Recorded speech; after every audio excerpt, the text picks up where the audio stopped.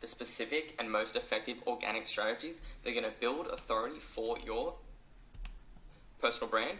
That's going to help you start bringing in some inbound leads for your profile funnel, and is also going to give you the most efficient ways to start networking, building relationships with potential clients very, very easily. So, more specifically, what we're going to be covering is dominating Facebook groups, producing content, some frameworks, and some philosophies of where producing content fits into the agency business model, and how to stay consistent with producing content.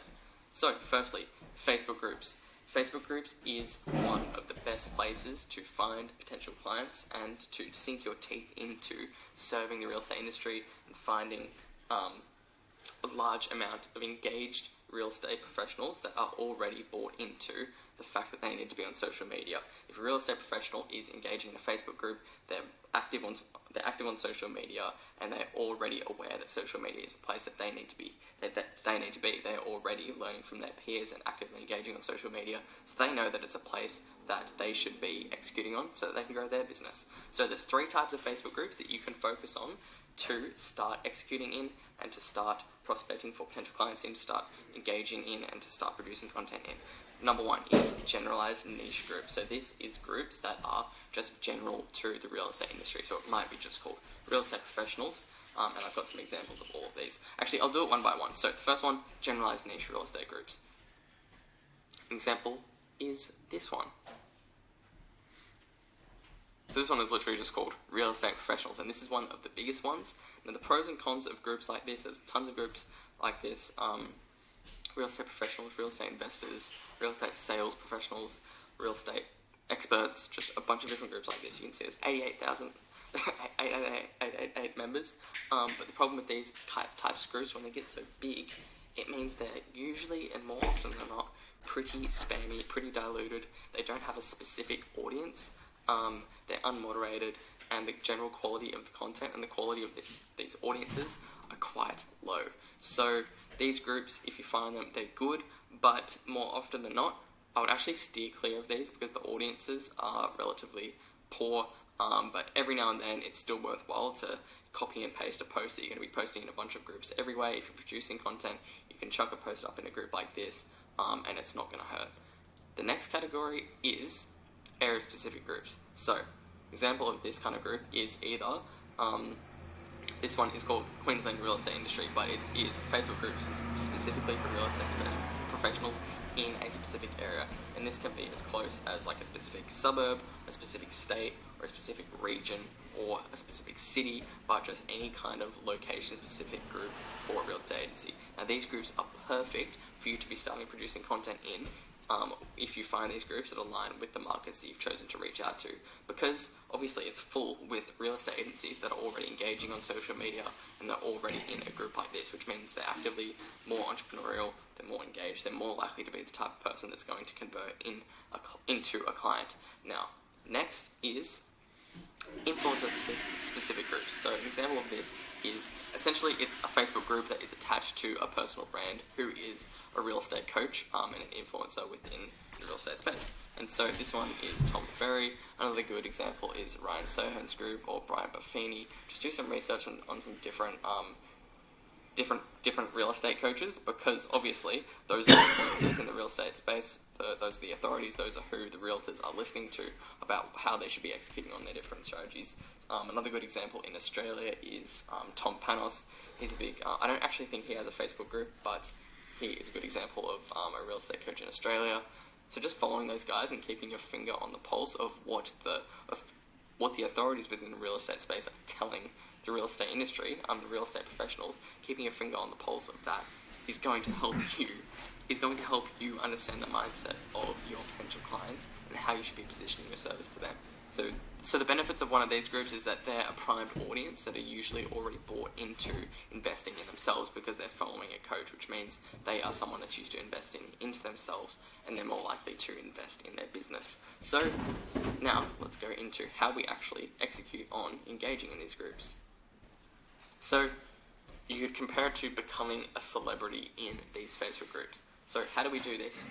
One of the best ways to do it is answer any questions to do with marketing and social media in the groups.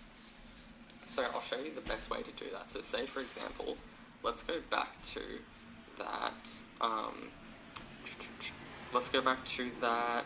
area specific one. So one thing, and I hardly see, I haven't heard anyone else using this strategy, but what you can do is you can come to a Facebook group like this, and you can go search this group, and search keywords about social media. So literally, social media, see what comes up. Here's a question. So what we're looking for is people asking questions or making posts about social media, so that we can come in as the authority and answer the questions about these topics, because obviously that's what we're specializing in. So once you do this consistently, and once you do this over time, people notice that you're the authority and your source of information within these Facebook groups. And that's why I'm going to get into why you should only choose 2 to 3 of these types of groups in one of those categories, either a location-specific group, a broad niche group, or a specific group that's based on an authority in the real estate space, because you want to be consistent and you want to be doing this to a high level within these groups. And so this is one of the things that I've done in other SMA groups, where I've consistently engaged and picked 2 to 3 groups that I'm going to focus on answering questions, anything to do with the real estate space. So I'll go into an SMA group, go type in real estate in this search bar, and just answer any questions anytime someone asks a question about real estate. Same thing in these groups. Just come in, type in social media, type in Facebook. So here you can see this group, there is a low level of engagement, and there's low level of content production by the audience, and it's mostly from this guy who's obviously the admin. So let's have a quick look at real estate professionals, and let's just go. So here you can see this group's clearly filled with a bunch of other marketers kind of doing the same thing. But here is this guy. No. Here. Let's come back to this group and go ads. But here we go. We can start to see heaps of comment threads of people talking about Facebook ads, talking about ad copy in their ads. And so these are all posts that we can start getting on the conversation of, start talking about, start adding value, start providing our knowledge.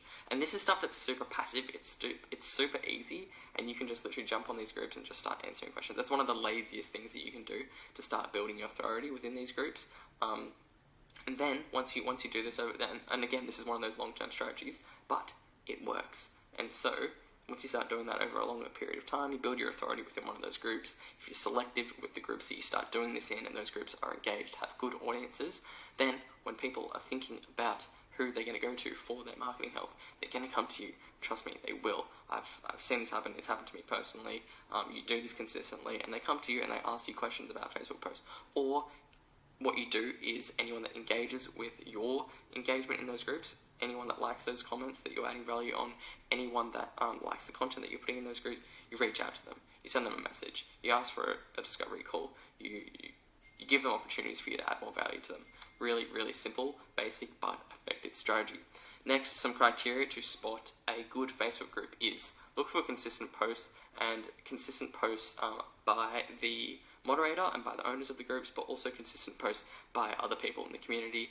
Make sure those posts aren't spam. So if there's lots of spam in a group, you know that the group's not moderated very well, and the engagement of the group is going to be poor as well. So we're looking for quality of content, we're looking for consistency of content, we're looking at that content is engaging and that people are actively commenting and liking that content.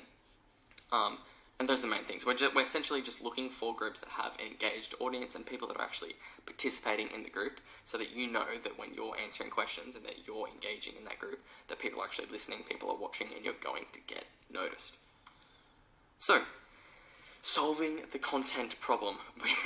So, producing content is going to be one of the biggest things that helps your agency grow and be sustainable in the long term. If you have a consistent and quality content plan, you're going to have inbound leads, especially when you've got your profile set up correctly and set up well.